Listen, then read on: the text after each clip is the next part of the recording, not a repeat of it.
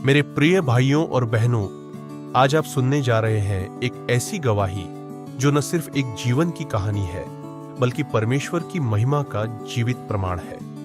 यह गवाही है अपोस्टल डॉक्टर अंकुर यूसुफ नरूला जी की। मसीह में आने से पहले साल 2002 से 2003 में अपनी पढ़ाई पूरी करने के बाद जब अंकुर नरूला जी अपने घर लौटे तो उन्होंने देखा कि उनके दादाजी कैंसर से पीड़ित हैं। उन्होंने लोगों से सुना था कि मसीही लोग प्रार्थना करते हैं और लोग चंगे हो जाते हैं, लेकिन उन्होंने कभी इसमें रुचि नहीं दिखाई। उनके परिवार वाले दादाजी को चर्च लेकर जाते थे, लेकिन उनका खुद का विश्वास उस समय तक नहीं बना था।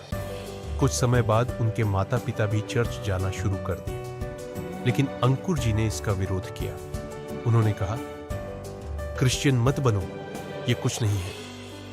वो मंदिरों में जाते थे, धर्म में गहराई से जुड़े थे, परंतु उन्हें नहीं मालूम था कि यीशु धर्म नहीं बदलते, जीवन बदलते हैं।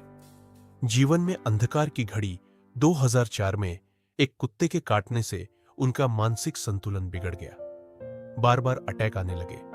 इलाज करवाया, डॉक्टरों से लेकर हर जगह प्रयास किया, पर कोई लाभ नहीं हुआ। वो गहरे अवसाद में चले गए। आत्महत्या का विचार हर दिन उनके मन में आता। वे सोचते, अब बस, मैं इस जीवन से थक चुका हूं। आशा की किरण उसी समय उनके घर में एक मसीही दंपति आए। उन्होंने कहा, चिंता मत करो, हम तुम्हारे लिए प्रार्थना करेंगे।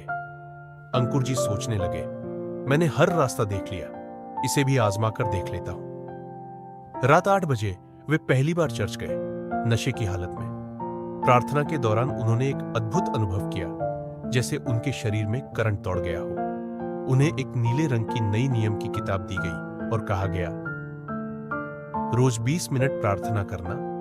उन्होंने मन ही मन सोचा, 20 मिनट, ये तो बहुत ज्यादा है, पर उन्होंने शुरुआत की।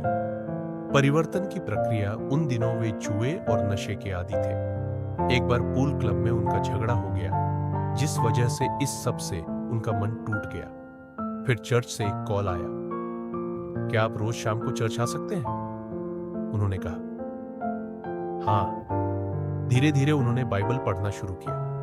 बपतिस्मा के लिए भी खुद को तैयार किया। बपतिस्मा लेने से पहले उन्होंने अपने दोस्त से कहा, चलो आखिरी बार शराब पी लेते हैं, फिर तो नहीं पी पाएंगे। लेकिन उसी समय उनके पास्टर ने टोक दिया और उन्होंने उसी दिन से शराब, नशा, जुआ सब कुछ छोड़ दिया। प्रभु में बढ़ना और चुनौतियां बपतिस्मा के बाद भी मानसिक संघर्ष खत्म नहीं हुए।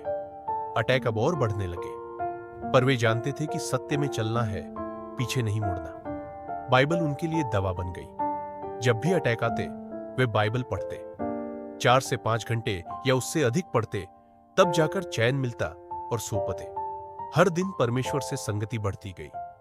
2005 में उन्हें दुष्ट आत्मा से पूर्ण छुटकारा मिला। वह भी तब जब उन्होंने लगातार 5 से 6 बार 40-40 दिन के उपवास रखे।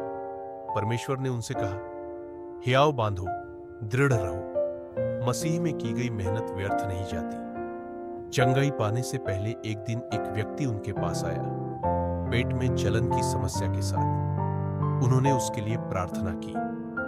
अगले दिन वह व्यक्ति मछली खाकर गवाही देता है, मैं ठीक हो गया। अंकुर जी हैरान रह गए। मिलती जुलती बीमारी उन्हें भी थी। गुस्से में आकर उन्होंने सारी दवाइयां फेंक दी और परमेश्वर से कहा, अब मैं दवाई नहीं लूंगा। और उसी दिन उन्हें भी चंगाई मिल गई। सेवकाई में वृद्धि वे अफ्रीका के एक प्रभु के दास को अपना मेंटर मानते थे, जो अब प्रभु में सो गए हैं। 2007 में परमेश्वर ने उन्हें बिना एड्रेस के एक मसीही परिवार तक पहुंचाया। वहीं से खाम्बरा कलीसिया की शुरुआत हुई और फिर प्रभु ने उन्हें बहुतायत से उपयोग करना शुरू किया।